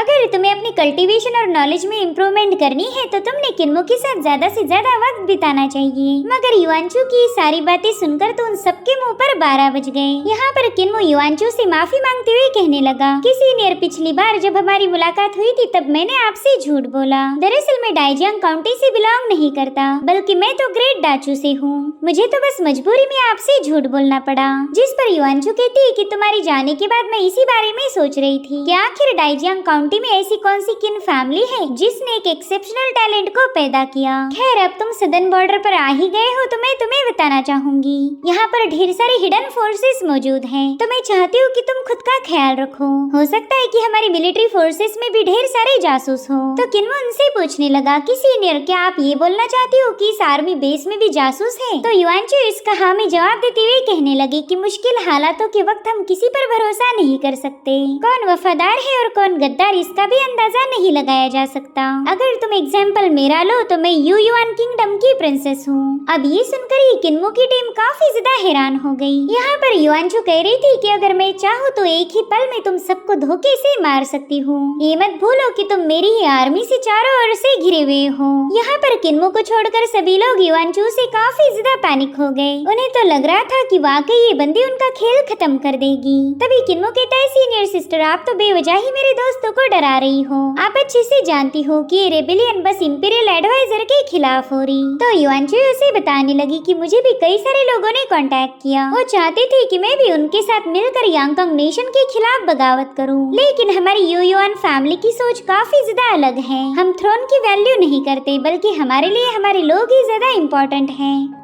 कुछ समय पहले इंपीरियल एडवाइजर ने हमारी युआन काउंटी को विजिट किया था। उनकी मेरे फादर के साथ काफी देर तक डिबेट हुई। आवाम की भलाई किसमें है, इस बात को लेकर उन दोनों में काफी तगड़ी बहस हुई थी और इस डिबेट में हमारी हार हो गई। तो उसके बाद ही मेरे फादर ने अपनी एम्परर की पोजीशन मेरे भाई के हवाले कर दी। लेकिन मेरे भाई ने भी एम्परर बनने से मना कर दिया। उसे भी थ्रोन में दिलचस्पी नहीं थी, जिसके चलते वो राजगद्दी मुझे मिल गई। यानी कि युआनचू युआन काउंटी की एम्प्रेस थी, जो यह सुनकर किन्मो कह रहा था कि ये तो हमारा सौभाग्य है कि हम एक एम्प्रेस से मिल पाए। जिस पर युआनचू कहती है कि मैं तो बस एक दिन के लिए ही एम्परर बनी और उस पोजीशन में मुझे जरा भी मजा नहीं आया। मुझे तो ये समझ नहीं आता कि लोग एम्परर की पोजीशन को इतनी वैल्यू क्यों देते हैं। मेरे ख्याल से एम्परर बनना इतना भी मुश्किल नहीं। अगर तुम किसी सुनसान जगह पर जाके खुद को एम्परर डिक्लेयर करो तो कोई तुम्हें अपोज नहीं करेगा। सच बताओ तो मैं बस जंग के लिए ही बनी हूँ। आवाम पर रूल करने की बजाय मैं उनकी हिफाजत करना ज्यादा पसंद करती हूँ। लेकिन अगर एक शासक की बात की जाए तो फिर इंपीरियल एडवाइजर के अलावा और कोई बेस्ट चॉइस हो ही नहीं सकता। और यही वजह थी कि मैंने अपने युआन किंगडम को इंपीरियल एडवाइजर के हवाले कर दिया। और उस वक्त एडवाइजर ने भी युआनचू से एक वादा किया। वो कहते हैं कि आज के बाद तुम्हारा युआन किंगडम लिजाओ प्रीफेक्चर के नाम से जाना जाएगा और तुम एज ए गवर्नर यहाँ की सेवा करोगी। मैं चाहता हूँ कि तुम अपने लोगों की हिफाजत करो। तो युआनचू ने भी एडवाइजर की बात मान ली। उनसे कहती है कि अगर आपने कभी भी मेरे लोगों को धोखा दिया तो मैं खुद आपके खिलाफ बगावत करूंगी। उसका ये जज्बा देखकर इंपीरियल एडवाइजर उससे काफी ज्यादा इम्प्रेस हो गए। अब कहानी दोबारा से प्रेजेंट टाइम में आ जाती है, जहाँ पर युआनचू किन्मो को बता रही थी कि एक नेशन का शासक बनना आसान काम नहीं हो सकता। और उतने में एक सिपाही ने वहाँ आकर युआनचू को खबर दी कि नाइन नेदर गेट का मास्टर यहाँ से भाग गया था, लेकिन हमने लू काउंटी में उसे दोबारा से पकड़ लिया है। तो युआनचू कहने लगी कि लू काउंटी काफी ज्यादा इम्पोर्टेंट स्पॉट है, सिर्फ वहीं से लिजाओ प्रीफेक्चर का गेटवे ओपन होता। साथ ही लू काउंटी कैपिटल के नॉर्दर्न इलाके से भी कनेक्टेड है। इतना ही नहीं, लू काउंटी की इस दिशा से हम अपने फोर्सेस को भी सपोर्ट कर सकते। तो फिर वहाँ जाकर ही नाइन नेदर गेट के मास्टर ने गिव अप क्यों किया?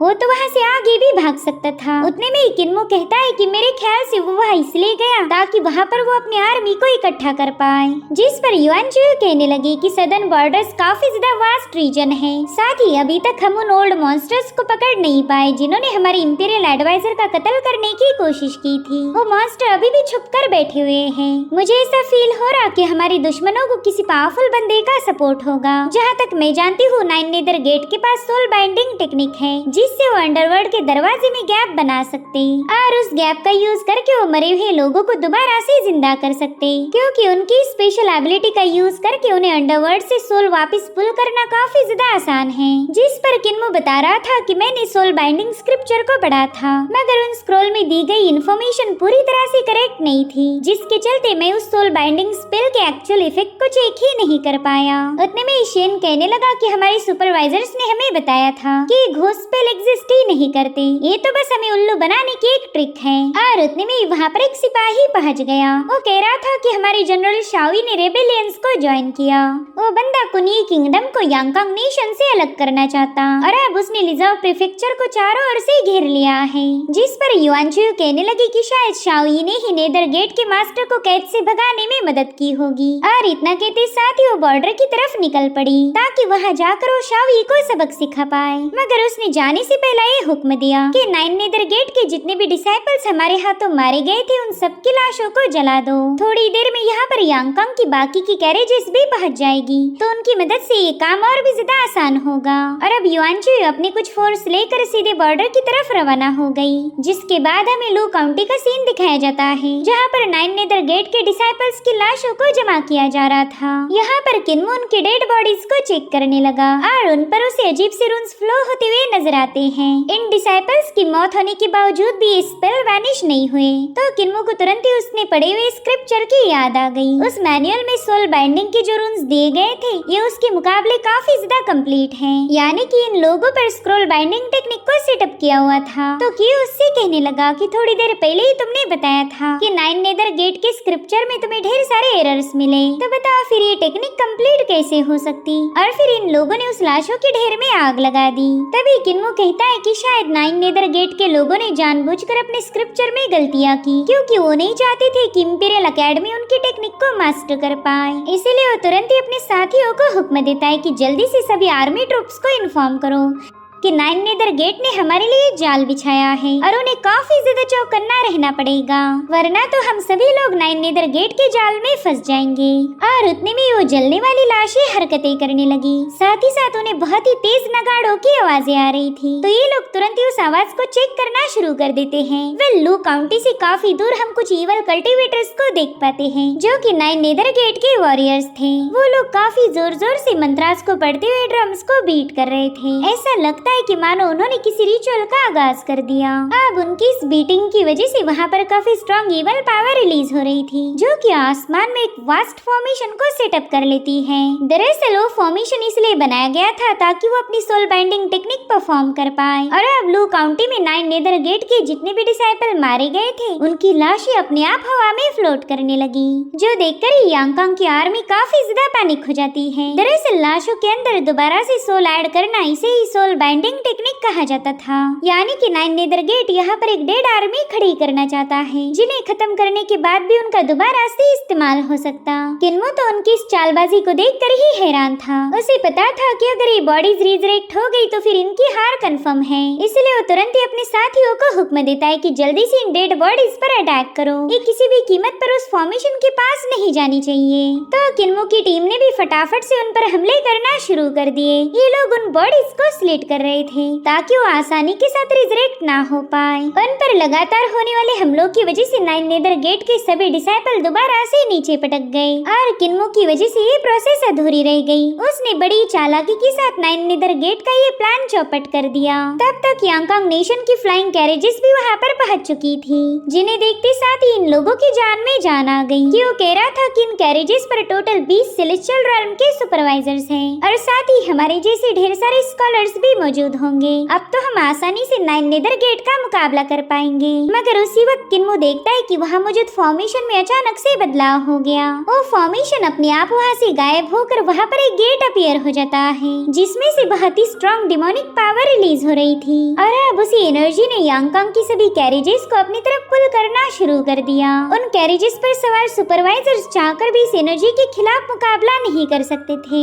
इसलिए वो अपने डिसाइपल्स को बताने लगे कि जल्दी से कैरेज से नीचे उतर जाओ। मगर तब तक काफी ज्यादा देर हो चुकी थी। उस गेट में मौजूद ईवल पावर ने बड़ी तेजी के साथ उन कैरेजेस को अपने अंदर पुल करना शुरू कर दिया। तो इस तरह से यांगकांग की आर्मी बैटल ग्राउंड पर पहुंचने से पहले ही तिनके जैसी बिखर गई। इस भयानक नजारे को देखकर किन्मो और उसके सभी दोस्त काफी ज्यादा पैनिक हो गए क्योंकि उन्होंने बस एक ही पल में अपने कई सारे डिसाइपल्स को खो दिया था। वहीं पर हम कंफ्यूज होकर पूछने लगी कि आखिर इन लोगों ने हमारी कैरेजेस को कहाँ भेज दिया। तो किन्मो बता रहा था कि 9 नेदर गेट के पास बहुत ही भयानक टेक्निक है जिसका यूज करके वो नेदर वर्ल्ड में गैप बना सकते। हो सकता है कि इन्होंने हमारी आर्मी को सीधे नेदर वर्ल्ड में ही टेलीपोर्ट कर दिया। साथ ही साथ इस नजारे को देखकर किन्मो को लिविंग डेड रेल्म की याद आने लगी। ये डार्कनेस में मौजूद वही दुनिया है जहाँ पर मरे हुए लोग जिंदा होते और जिंदा लोग मारे जाते। और उतने में उस गेट से बहुत ही भयानक एनर्जी बाहर आने लगी जिसने वहाँ मौजूद हर एक डेड बॉडी को हवा में उठा लिया और फिर उनके अंदर नेदर वर्ल्ड की सोल डाल दी गई, जिसके चलते वो डेड बॉडीज दोबारा से रिजरेक्ट हो गई। अब उस डेड आर्मी को देखकर हम तो काफी ज्यादा भड़क गई थी। वो तुरंत ही अपने वुल्फ स्लेव से कहने लगी कि चलो जल्दी से फाइट के लिए तैयार हो जाओ। हम दोनों मिलकर सबसे पहला उस गेट को ही डिस्ट्रॉय करेंगे, वही मुसीबत की जड़ है।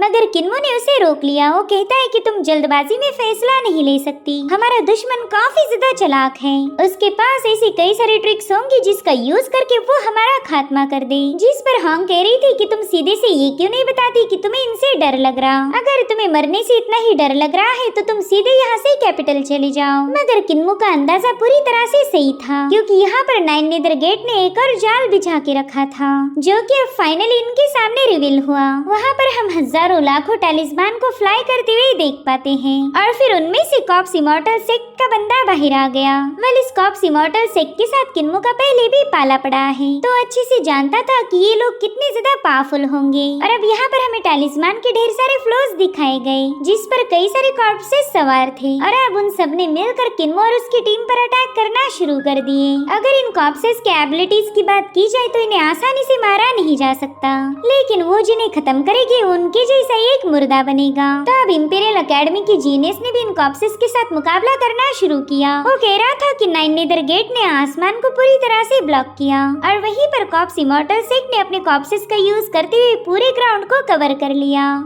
साथ ही हमारी जितनी भी आर्मी मारी जाएगी उन्हें भी ये टैलिस्मान कॉर्प्सेस में बदल देंगे, यानी कि इनकी फौज तो पल पल बढ़ती जा रही। अगर ऐसा ही चलता रहा तो थोड़ी देर में हम भी इन कॉर्प्सेस की सेना में शामिल हो जाएंगे।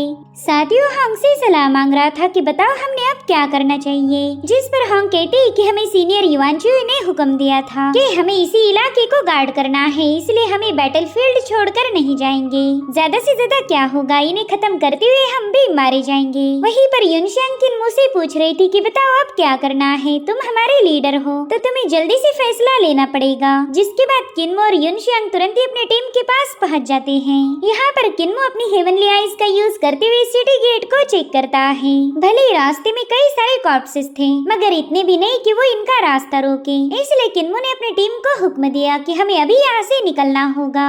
जो सुनकर शेन कह रहा था कि हम वॉरियर्स हैं, बैटल ग्राउंड छोड़कर भागना हमारी शान के खिलाफ होगा और हम यहाँ के आर्मी को मरता हुआ कैसे छोड़ सकते।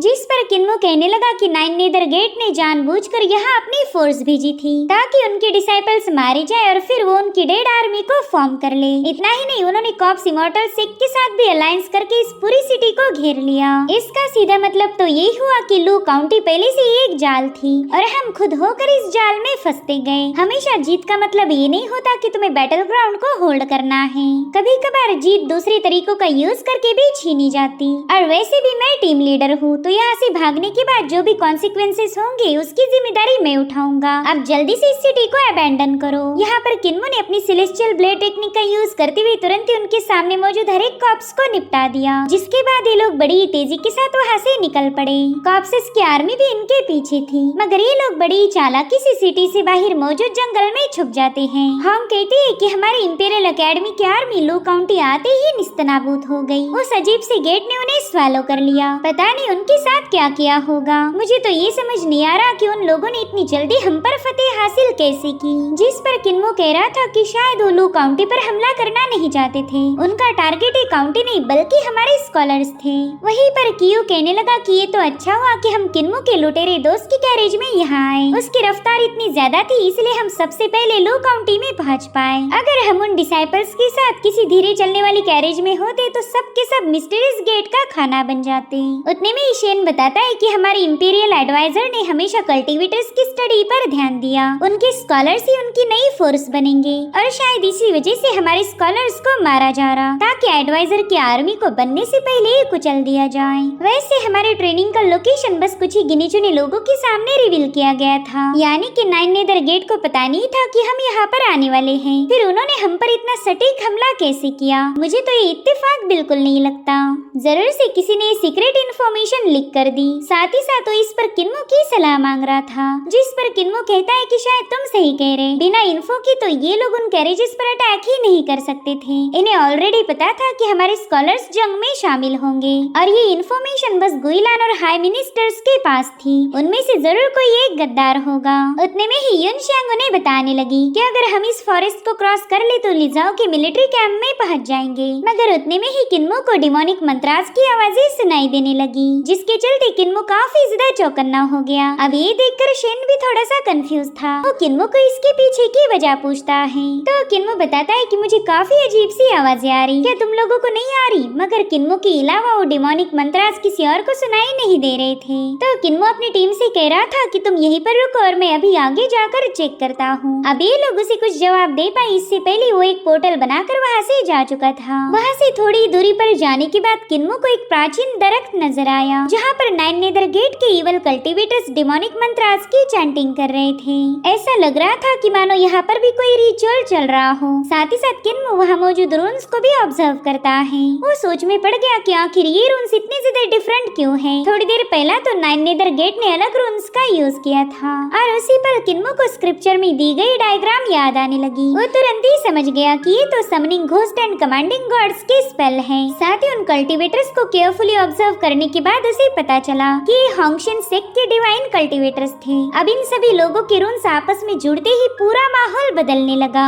आसमान में काफी सारे चेंजेस होने लगे और अब आसमान का सीना फाड़ते हुए हमें एक डीमन का चेहरा नजर आया। यहाँ पर किन्मो भी इस फिनोमेना को देखकर काफी ज्यादा हैरान था। वहीं दूसरी तरफ युआन चुयो को खबर मिली कि कैपिटल ने भेजे हुए स्कॉलर्स पर नाइन नेदर गेट और कॉर्प्स इमॉर्टल सेक्ट ने अटैक कर दिया।